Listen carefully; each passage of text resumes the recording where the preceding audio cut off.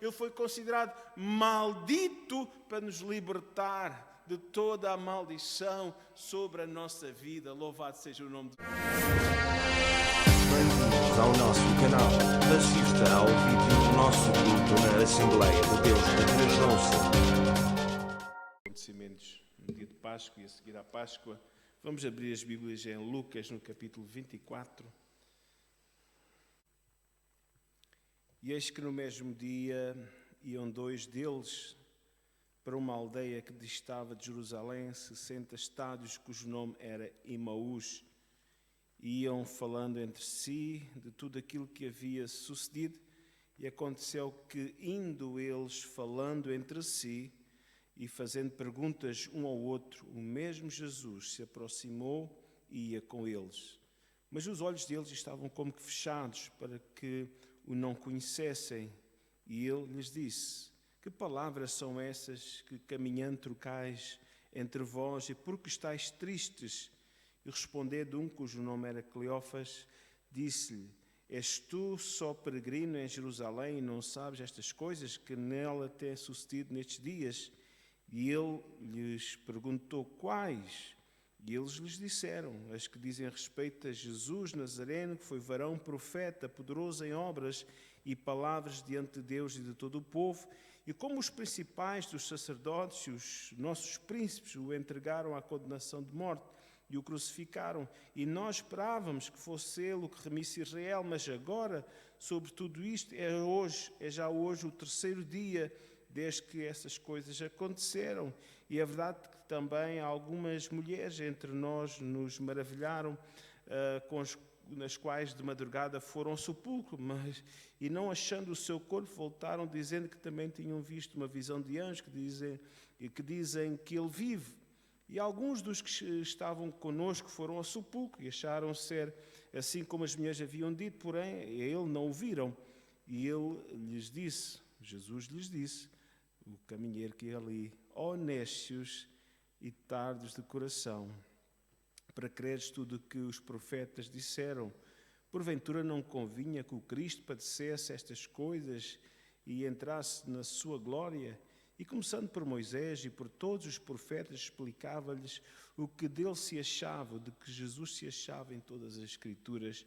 E chegaram à aldeia para onde iam, e ele, Jesus, fez com que ia para mais longe, e eles o constrangeram, e dizendo: fica conosco, porque já é tarde, e já declinou o dia.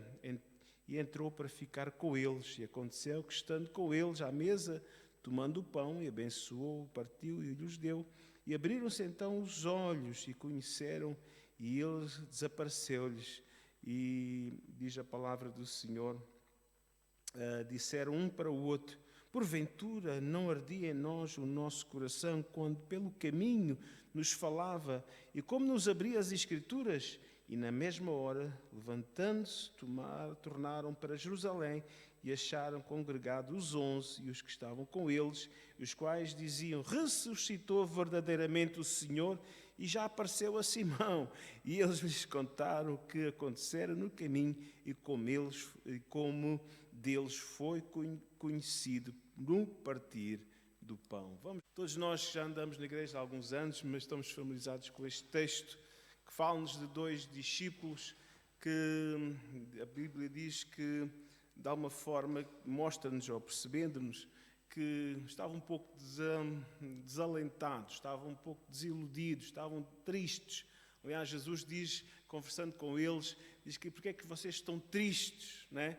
Eles, de alguma forma, eles tinham grandes expectativas em relação a Jesus, grandes expectativas, na verdade, em relação, que ele seria o Messias, mas eles pensaram no Messias na forma da sua mente, né?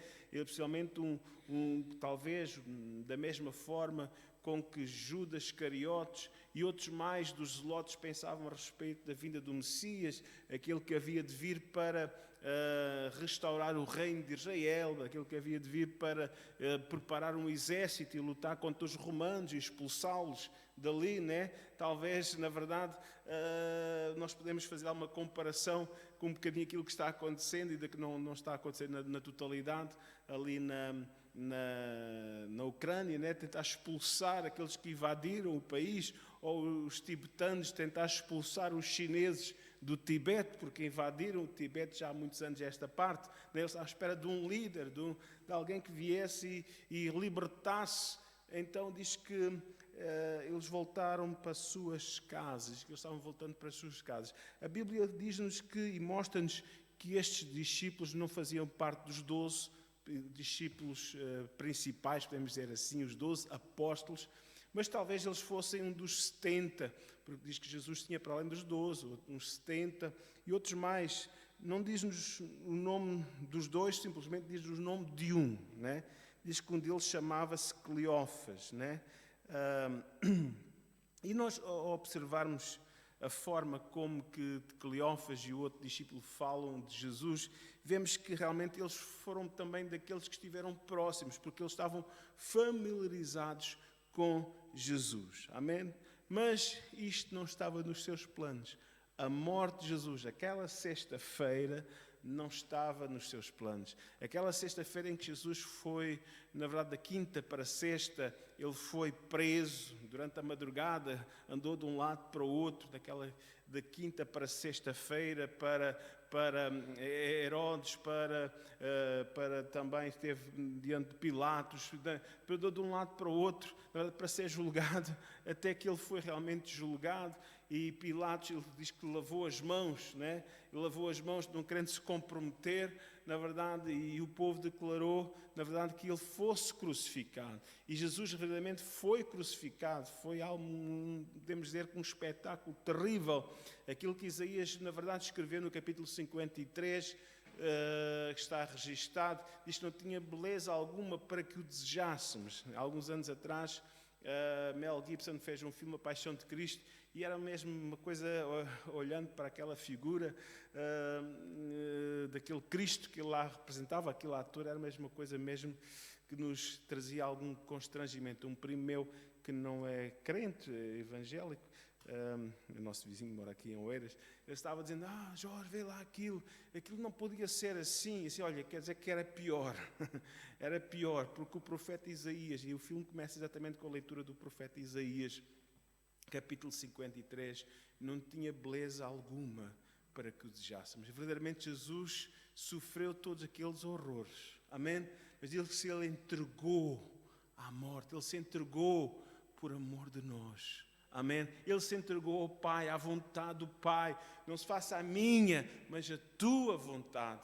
Claro, na cabeça de Cleófas, na cabeça do outro discípulo, isto não fazia sentido, né? Um líder morto, um líder, na verdade, que foi, ainda hoje, né, para muitos que esperam que os seus líderes não sejam, na verdade, pessoas que sejam mártires, mas esperam que os seus líderes sejam pessoas que sejam vitoriosas.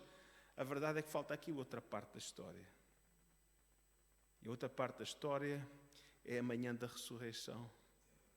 Amém? Só que os seus olhos estavam tão ofuscados, a sua visão estava tão ofuscada que não compreendiam. Aliás, os demais discípulos também, porque diz que depois de Jesus também apareceram os outros, diz que então eles compreenderam. Eu penso que havia como que umas escamas no seu entendimento, na verdade, para que não compreendessem as Escrituras, para que não compreendessem na totalidade. Irmãos, isto mostra-nos que muitas vezes nós ouvimos a palavra de Deus, lemos a palavra de Deus, mas nem sempre compreendemos o que o Senhor quer falar. Por isso o escritor, o próprio Senhor Jesus, quem fala às igrejas do Apocalipse, João registrou que ele várias vezes, a cada igreja, ele diz: quem tem ouvidos para ouvir, ouça o que o Espírito diz às igrejas. Ouça, nós precisamos de ouvir com ouvidos de ouvir. Nós temos que ouvir, na verdade, e perceber, pedir ao Espírito Santo que abra em nosso entendimento para que nós possamos, na verdade, compreender a palavra de Deus, o propósito de Deus, aquilo que está escrito. Irmãos, então ele diz que estes dois discípulos, eles estavam regressando desanimados, estavam regressando para a sua aldeia de Emaús e possivelmente viriam cabisbaixos, possivelmente vinham pesarosos, né? Mas a Bíblia diz-nos que de repente um estranho para eles, um parente estranho, um caminheiro, na verdade, se juntou a eles naquela jornada de regresso a casa. Amém? Claro, nós sabemos que esse estranho para eles, naquele momento, era estranho para eles, porque a sua mente estava tão toldada, tão perturbada, que não conseguia compreender, ver aquela pessoa que estava ali, não é? Irmãos, às vezes nós estamos tão perturbados que não conseguimos ouvir, nem ver, nem perceber nada. Que o Senhor nos possa ajudar. Sabe, as tristezas, diz que há tempo para tudo, não é? Mas nós não podemos agarrar às tristezas, nós não podemos nos agarrar às derrotas, nós temos que olhar para cima e pensar que o Senhor está no controle de todas as coisas, e diz que, na verdade, que a alegria do Senhor é a nossa força. Se nós nos alegrarmos no Senhor, na sua palavra, quando nós mantemos, na verdade, uma atitude de contentamento, irmãos, parece que a vida corre melhor. Quando nós nos agarramos às tristezas, ficamos como que fechados. Há um bloqueio na nossa vida. E é isso que muitas vezes o diabo usa para nos perturbar, através de medos, situações, de angústias, tristezas, para nos perturbar. Mas nós temos que sair desse estado. Amém? Clamar a Deus, pedir ao Senhor que mude cada situação. Amém? Então diz que Jesus aproximou-se deles e fez-lhes uma pergunta muito simples. Diz o verso 17.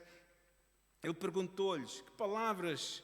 Eles vinham discutindo, né? Eles vinham, mas que é isto? Mas como é que aconteceu esta? Porque é que Jesus morreu? Então, mas as mulheres dizem que ele ressuscitou. Não vou acreditar muito nisso. Mas eles vinham ali discutindo, porque eles já sabiam de alguma coisa, mas não queriam acreditar naquilo que as mulheres tinham dito. Agora veja, Jesus vem e pergunta, mas o que é que vocês estão para aí a falar? Não é? Verso 17, que palavras são essas que caminhando trocais entre vós? E porque estáis tristes? Não é? Claro. Jesus sabia tudo, sabe ou não sabe? Jesus sabia, amém?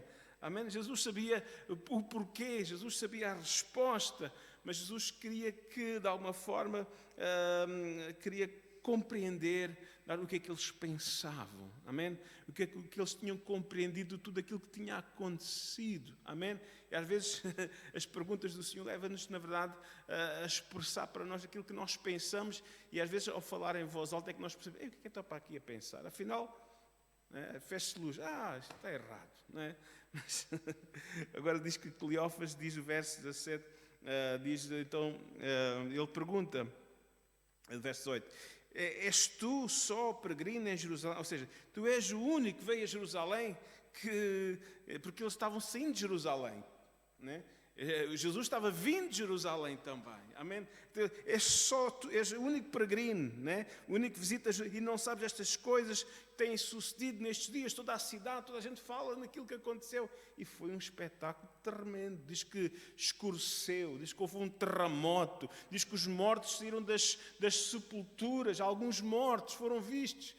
Alguns ressuscitaram, a cidade falava tudo aquilo que tinha acontecido. Irmãos, aquela chamada Via Dolorosa, aquele cortejo terrível logo ali, na verdade, na semana da Páscoa, foi alguma coisa que marcou aquela cidade. Toda a cidade falava.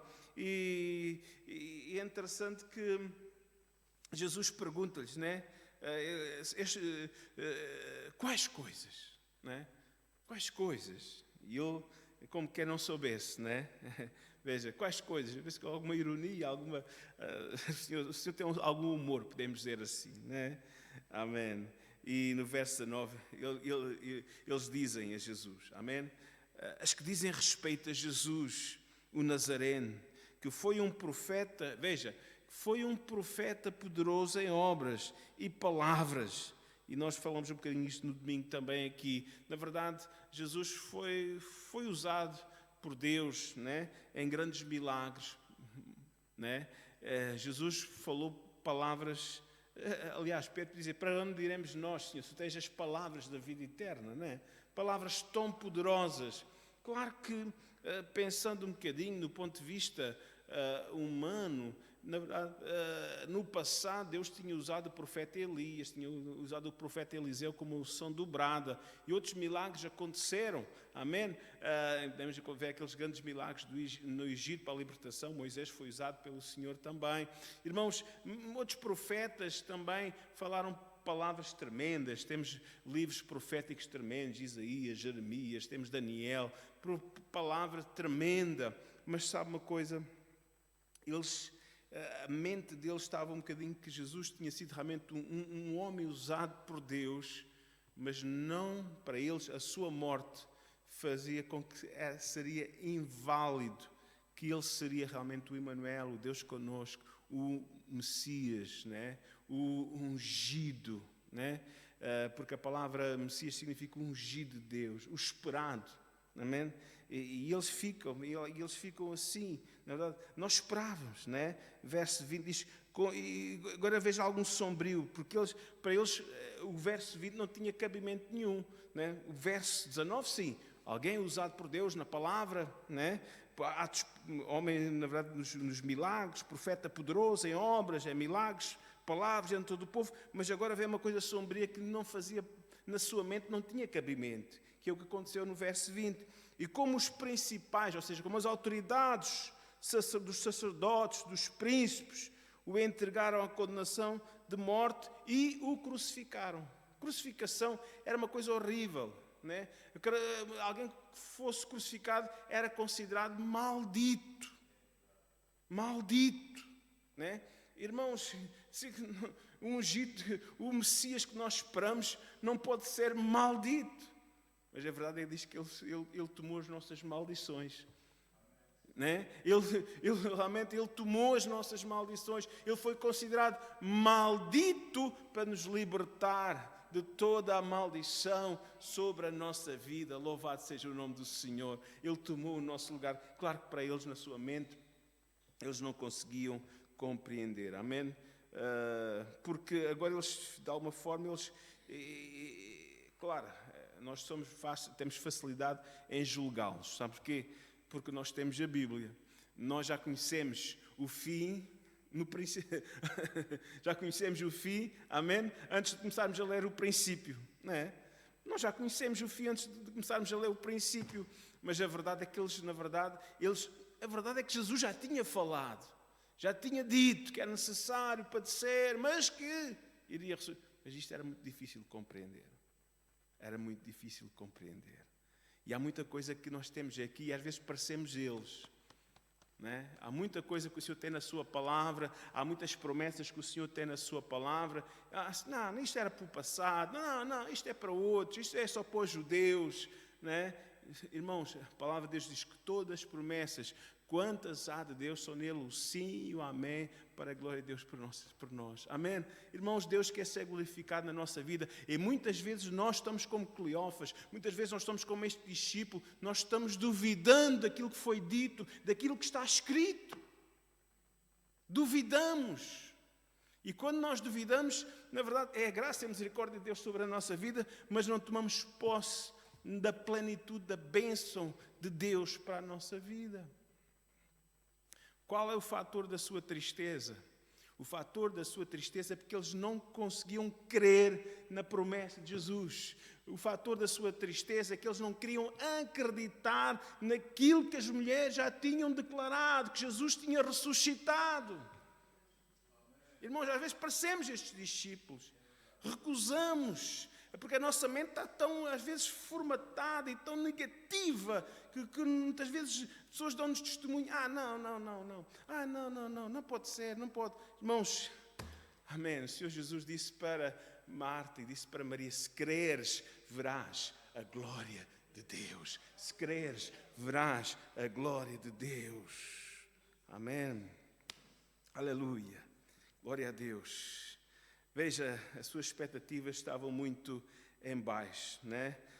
De alguma forma, eles até estavam fugindo de Jerusalém, assim como os outros discípulos também, ainda que já soubessem que Jesus tinha ressuscitado, mas estavam fechados em casa, estavam escondidos em casa, porque todos eles tinham algum receio que as autoridades viessem também, amém, os prender e até serem crucificados, como Jesus foi crucificado. Daí, possivelmente, o seu regresso, afastarem-se de Jerusalém, irem para as suas casas, não é? Mas agora veja o 21, veja, diz ele assim, e nós esperávamos que fosse ele o que remisse Israel, mas agora, como tudo isto, é já hoje o terceiro dia desde que essas coisas aconteceram, não é?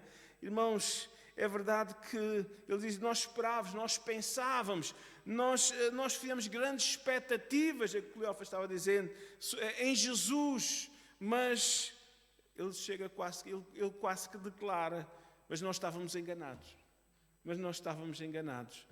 Não é? Nós esperávamos, mas aquilo que nós esperávamos não aconteceu. Ou irmãos, não aconteceu, ou eles não queriam aceitar que aconteceu. Às vezes parecemos eles, não é? Que o Senhor nos possa ajudar. Veja o versículo 22.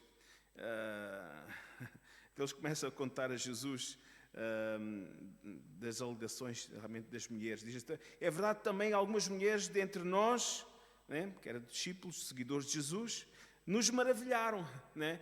Sabe, quando Maria e Joana, acho que outras mulheres vieram, irmãos, acham que eles vinham assim, o Senhor ressuscitou. Não, vieram a correr alegres. O Senhor ressuscitou, está vivo.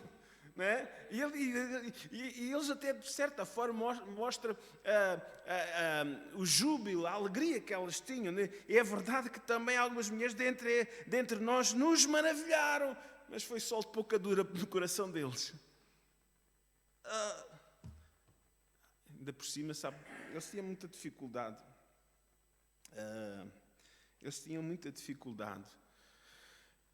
E temos que nos pôr um bocadinho à distância, né, para aquela sociedade muito machista, porque a palavra da mulher tinha pouco valor. Não é? A determinada altura eles começam, isto é a imaginação delas.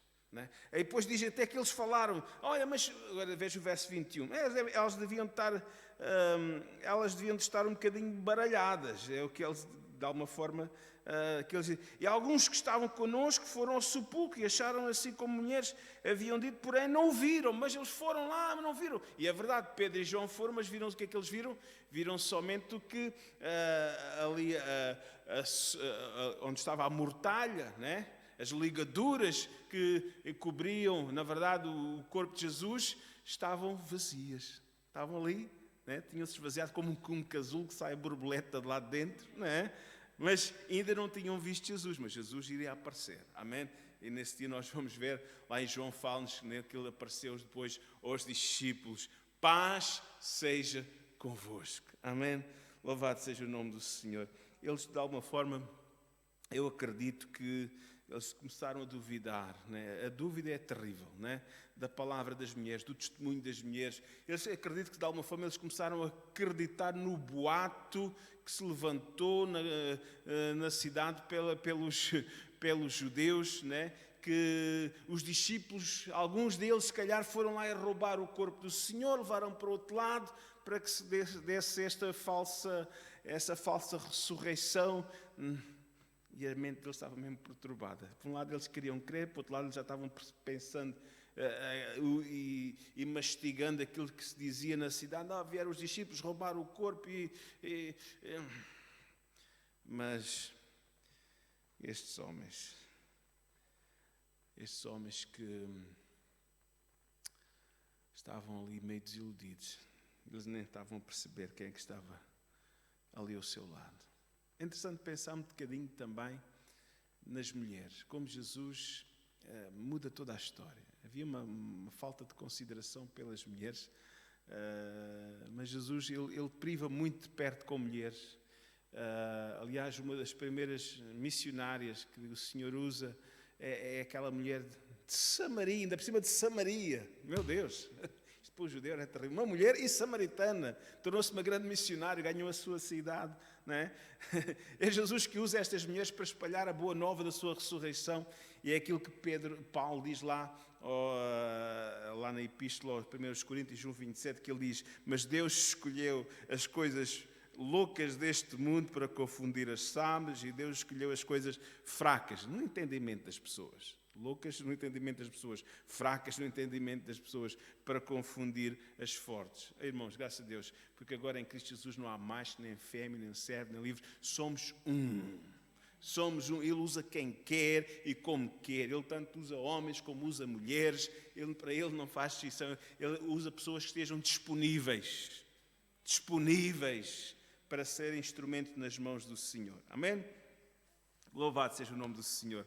Então veja no verso 25, depois de Jesus ouvir o seu relato, depois de Jesus ouvir, na verdade, o que eles pensavam sobre a sua ressurreição, porque afinal, coitados, até já estavam a acreditar que ele estava morto, o corpo tinha sido roubado, as mulheres andavam a dizer mentiras, a espalhar um facto que não era verdade.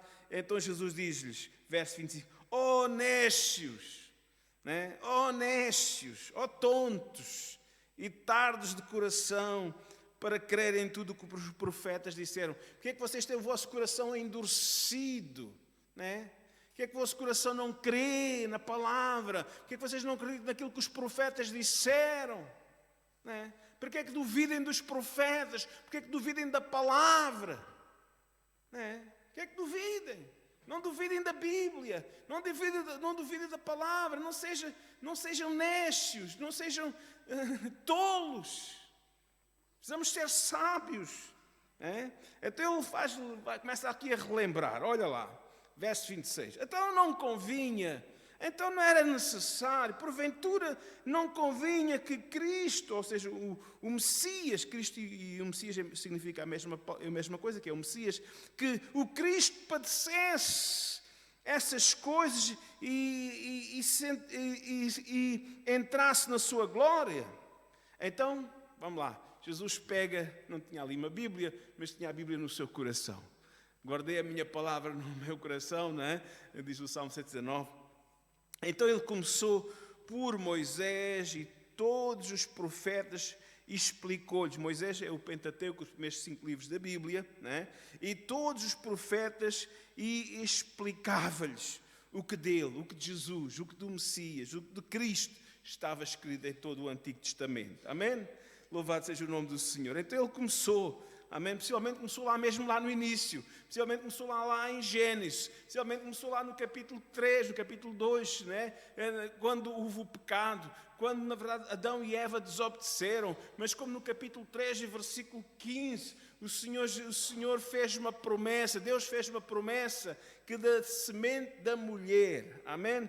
Que nasceria aquele que esmagaria a cabeça daquela serpente, do diabo, que veio para enganar, né? Que veio para matar, anda a destruir, amém? E é verdade que esta é uma luta, que é uma luta cósmica, podemos dizer assim, é uma luta entre o bem e o mal, é uma luta entre Deus e o diabo, mas nós sabemos, amém, que o diabo já está derrotado, amém? Jesus começa a falar, especialmente depois no livro de Gênesis, ainda no capítulo 12, ele vem falar da chamada de Abraão, como o Senhor o tirou, amém, lá da idolatria de Ur, como o Senhor fez uma promessa que através dele, através da sua descendência, lembramos que Jesus vem na descendência humana de Abraão, além da tribo de Judá, nasceria aquele, ou seja, nele seriam benditas, abençoadas todas as famílias da terra. Possivelmente Jesus falou-lhes do Salmo 22, amém?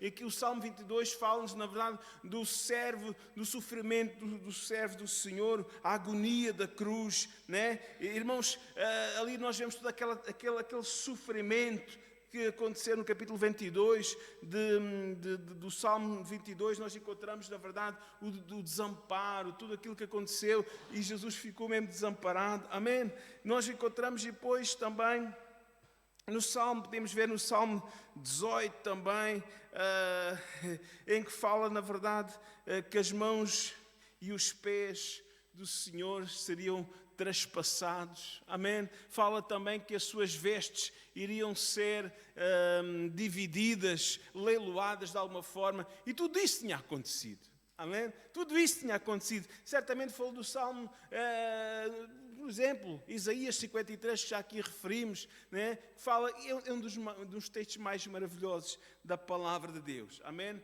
Este texto de Isaías fala-nos, na verdade, esta profecia, fala-nos, na verdade, do sofrimento, mas também da glória do Messias, amém? Porque diz que o trabalho da sua alma ele verá, Amém? É verdade pelas suas pisaduras, é verdade que ele sofreu tudo aquilo, mas ele diz que não é em vão o trabalho da sua alma ele verá. Louvado seja o nome do Senhor. Irmãos, aquele texto diz que todos nós andávamos desgarrados como ovelhas, mas cada um se desviava pelo seu caminho, mas o Senhor fez cair sobre ele iniquidade de todos nós. Eu acredito que Jesus estava falando isso àqueles 2 discípulos. Amém?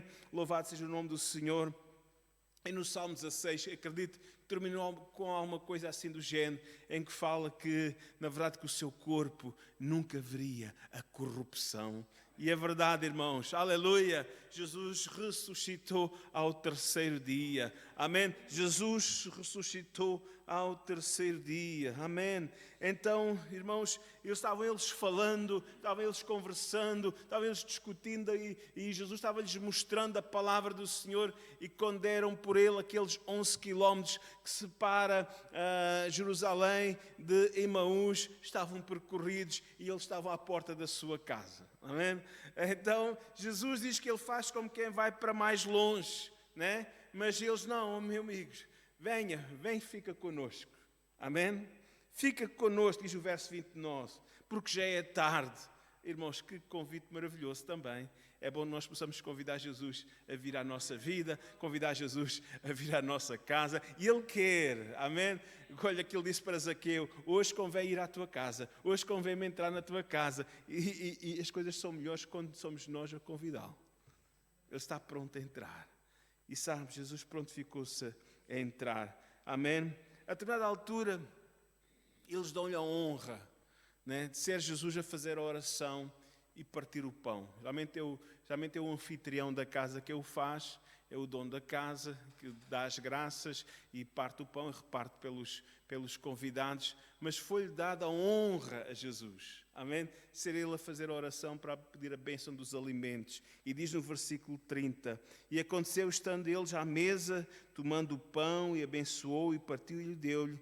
E então abriram-se os olhos e o conheceram. Então abriram-se os olhos e o conheceram. Amém? Irmãos, isto é uma coisa tremenda. Aleluia. Que nós podemos ver que Jesus deixou de ser aquele estranho. Amém? Era um homem que vinha com eles, que eles não, de alguma forma, estavam ali, o viam, mas não conseguiam compreender. Faço um bocadinho de confusão, porque certamente, e quando ele disse para Tomé, olha aqui as mãos, não é? Onde é que Jesus andaria com as mãos? Não é? Para eles não verem as feridas. Eles estavam deviam estar tão, a sua mente, os seus olhares tão ofuscados, porque ele até partiu o pão.